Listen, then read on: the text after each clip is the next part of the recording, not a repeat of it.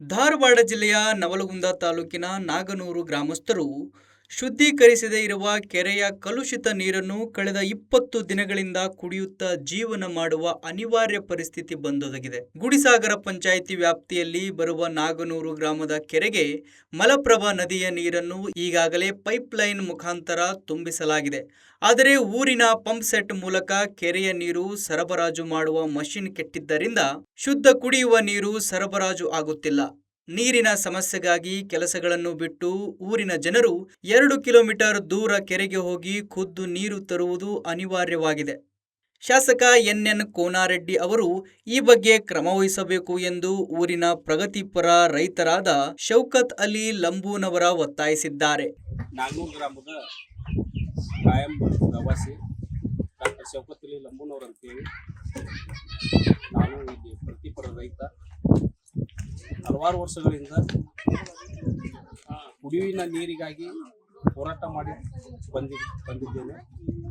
ಇತ್ತೀಚಿನ ದಿನಗಳಲ್ಲಿ ಕಲುಷಿತ ನೀರು ಇರುವುದರಿಂದ ಆರೋಗ್ಯದ ಹಿತದೃಷ್ಟಿಯಿಂದ ಅದು ಕುಡಿಯಲಿಕ್ಕೆ ಯೋಗ್ಯವಲ್ಲ. ಪದೇ ಪದೇ ತಾಲೂಕು ಮಟ್ಟ ಅಧಿಕಾರಿಗಳು ಗಮನಕ್ಕೆ ತಂದರೂ ಕೂಡ ಇವತ್ತಿನವರೆಗೂ ಕೂಡ ಯಾವುದೇ ಒಂದು ಪ್ರಯತ್ನ ಮಾಡಿಲ್ಲ. ಜೊತೆಗೆ ಕಳೆದ 20 ದಿನಗಳಿಂದ ಗ್ರಾಮದೊಳಗೆ ನೀರಿನ ಒಂದು ಪರದಾಟ ಹೆಚ್ಚುತ್ತಾ ಇದೆ. ಗ್ರಾಮದಿಂದ ಸುಮಾರು 800 ಮೀಟರ್ ನೀರಿಗಾಗಿ ಜನ ಬಂದು ಹೋಗುವುದಿದೆ. ಜೊತೆಗೆ ತಮ್ಮ ದಿನದ ಬಹುಮುಖ್ಯ ವೇಳೆಯನ್ನು ನೀರಿಗಾಗಿಯೇ ಇದು ಮಾಡಬೇಕಾಗ್ತದೆ. ಸರ್ಕಾರ ಯೋಜನೆಗಳಲ್ಲಿ ಈ JJM ಅಂತ ಹೇಳ್ತಾರೆ, ಎಲ್ಲರ ಮನೆ ಮುಂದೂ ಕೂಡ ನಳ ಗಿಳ ಎಲ್ಲ ವ್ಯವಸ್ಥೆಗಳನ್ನು ಮಾಡಿದ್ದಾರೆ. ಬಟ್ ಆ ನಲ್ಲಿ ಒಳಗೆ ನೀರು ಬರ್ತಾ ಇಲ್ಲ. ಹಾಗಾದರೆ ಮಾಡಿದಂಥ ಕಾಮಗಾರಿಗಳು ಎಲ್ಲಿ ಹೋದವು? ನೀರು ಏಕೆ ಬರ್ತಾ ಇಲ್ಲ? ಇದು ಒಂದು ಯಕ್ಷ ಪ್ರಶ್ನೆಯಾಗಿ ಉಳಿದಿದೆ.